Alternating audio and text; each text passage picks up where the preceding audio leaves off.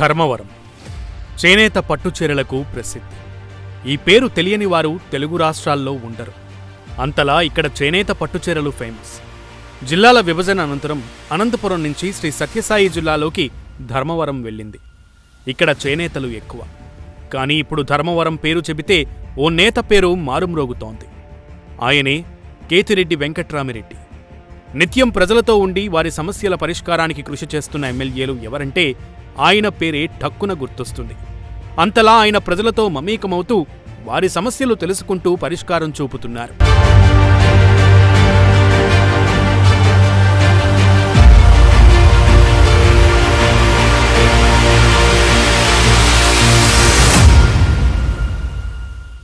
కేతిరెడ్డి వెంకట్రామిరెడ్డి రాజకీయ నేపథ్యమున్న కుటుంబం నుంచి రాజకీయాల్లోకి వచ్చారు. 2006లో ఆయన తండ్రి మాజీ ఎమ్మెల్యే కేతిరెడ్డి సూర్యప్రతాపరెడ్డి మరణానంతరం ఉద్యోగాన్ని వదిలేసి రాజకీయాల్లోకి వచ్చారు. 2009లో కాంగ్రెస్ పార్టీ తరపున పోటీ చేసి ధర్మవరం నుంచి సమీప ప్రత్యర్థి స్వతంత్ర అభ్యర్థి గోనుగుంట్ల సూర్యనారాయణపై 19,000 ఓట్ల మెజారిటీతో గెలిచి తొలిసారి ఎమ్మెల్యేగా అసెంబ్లీలోకి అడుగుపెట్టారు. అయితే 2014లో వైసీపీ నుంచి పోటీ చేసి టీడీపీ అభ్యర్థి గోనుగుంట్ల సూర్యనారాయణ చేతిలో 14,000 ఓట్ల తేడాతో ఓటమి పాలయ్యారు. తిరిగి 2019లో వైసీపీ నుంచి పోటీ చేసి గోనుగుంట్ల సూర్యనారాయణపై 15,000 ఓట్ల మెజారిటీతో గెలిచి రెండోసారి అసెంబ్లీలోకి అడుగుపెట్టారు.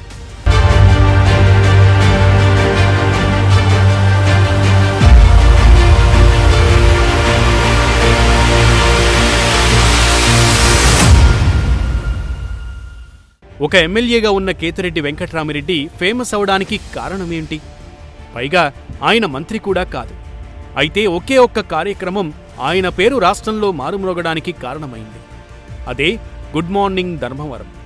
ఈ కార్యక్రమం పేరుతో నియోజకవర్గంలో ఏదో ఒక గ్రామంలో, కాలనీలో ఆయన పర్యటిస్తూనే ఉంటారు. ఇంటింటికి వెళ్లి వారి సమస్యలను అడిగి తెలుసుకుంటారు. కుదిరితే అక్కడికక్కడే సమస్యకు పరిష్కారం చూపిస్తారు. లేదంటే అధికారులకు చెప్పి ఆ సమస్య పరిష్కారానికి కృషి చేస్తారు. ఇలా కేతిరెడ్డి వెంకట్రామిరెడ్డి నిత్యం ప్రజల మధ్య ఉంటూ చిన్నా పెద్ద, ముసలి ముతగా అన్న తేడా లేకుండా అందరినీ ఆప్యాయంగా పలకరిస్తుంటారు. అమ్మా బాగున్నావా? ఆసరా పథకం వచ్చిందా? అవ్వా ఎట్టున్నావు? పెన్షన్ అందుతుందా? ఎరా స్కూలుకి పోలేదా? ఇట్లా సాగుతుంది ఆయన పలకరింపు. చిన్నా పెద్ద అనే తేడా లేకుండా తన దగ్గరికి వచ్చిన వారితోనే కాకుండా తాను నడిచి వెళుతున్న దారిలో కనిపించిన అందరినీ పలకరిస్తూ ముందుకు సాగుతుంటారు. ఊరు వాడా తిరుగుతూ ఉదయాన్నే అందరినీ పలకరిస్తూ గుడ్ మార్నింగ్ ధర్మవరం పేరుతో కేతిరెడ్డి చేస్తున్న ప్రయత్నాన్ని ఆయన ప్రజలకు మరింత దగ్గరగా చేసిందనేది వాస్తవం.